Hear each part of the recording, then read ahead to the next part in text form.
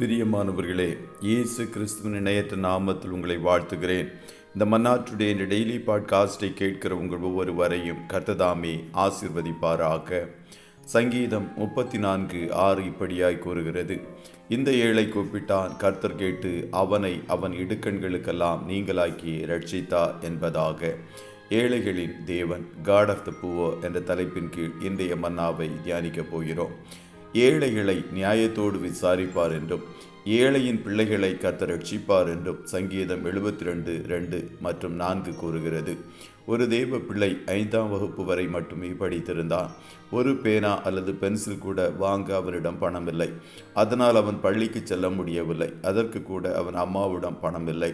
தலையில் மண்ணை சுமந்து லாரியில் ஏற்றி பணம் சம்பாதிப்பதற்காக வேலை செய்தான். ஒரு நாளைக்கு 6 ரூபாய் கூலி கிடைத்தது.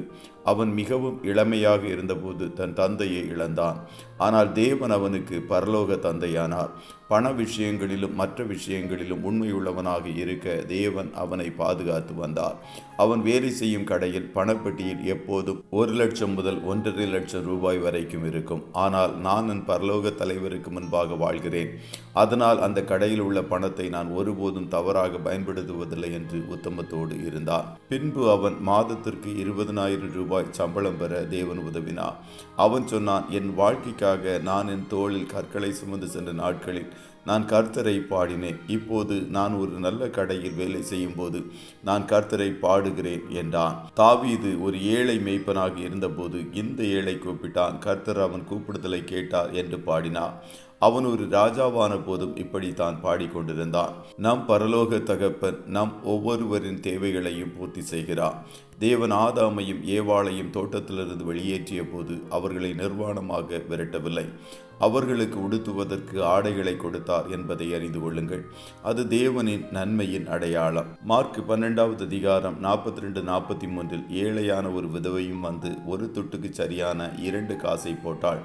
அப்பொழுது அவர் தம்முடைய சீஷரை அழைத்து, காணிக்கை பெட்டியில் பணம் போட்ட மற்றெல்லாரை பார்க்கிலும் இந்த ஏழை விதவை அதிகமாய் போட்டாள் என்று மெய்யாகவே உங்களுக்கு சொல்லுகிறேன் என்றார்.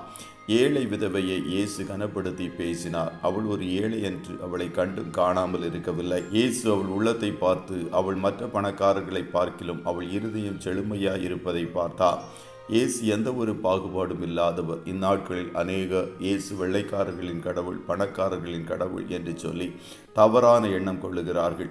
இயேசு முழு உலகத்திற்கும் தேவன். யாரையும் உயர்ந்தவர் தாழ்ந்தவர் என்ற கண்ணோட்டத்தில் பார்க்காதவர். ஒரு தகப்பனுக்கு இருந்த 2 குமாரர்களில் ஒருவன் மருத்துவராகவும் மற்றொருவன் கூலி வேலை செய்தாலும் 2 பேரும் தகப்பனுக்கு பிள்ளைதான். அவற்றில் மாற்று கருத்தே வருவதில்லை. அதுபோல தான் இயேசுவுக்கும் ஏழையாக இருந்தாலும் பணக்காரர்களாக இருந்தாலும் அவர்கள் எல்லாரும் பிள்ளைகள் தான். நீ விருந்து பண்ணும்போது ஏழைகளையும் ஊனரையும் சப்பானிகளையும் குருடர்களையும் அழைப்பாயாக என்று லூக்கா 14:13 அவர் ஏழைகளை விருந்திற்கு அழைக்க மறக்கவில்லை. காரணம், அவர் ஏழைகளுக்கு தேவன். கர்த்தர் உங்கள் ஒவ்வொருவரையும் ஆசீர்வதிப்பாராக. ஜெபம் செய்வோமா? நல்ல தகப்பனை, உம்மை நன்றியோடு துதிக்கிறோம். இந்த மன்னா டுடே டெய்லி பாட்காஸ்டை கேட்கிற உடைய பிள்ளைகள் ஒவ்வொருவரையும் கர்த்தர் ஆசீர்வதிப்பீராக. அப்பா, நீர் எல்லோருக்கும் நல்ல தகப்பனாய் இருக்கிறீரே, அதற்காய் கோடி ஸ்தோத்திரம்.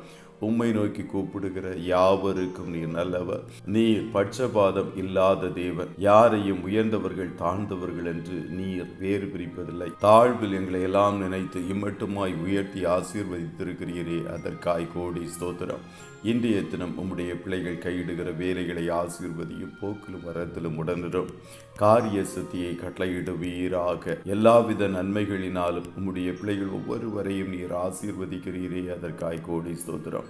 ஆட்டுக்குட்டியானவருடைய இரத்தத்தின் பாதுகாப்புக்குள்ளாய் ஒவ்வொருவரையும் கொடுத்து இயேசுவின் நாமத்தில் ஜெபிக்கிறோம் நல்ல பிதாவே. ஆமென்.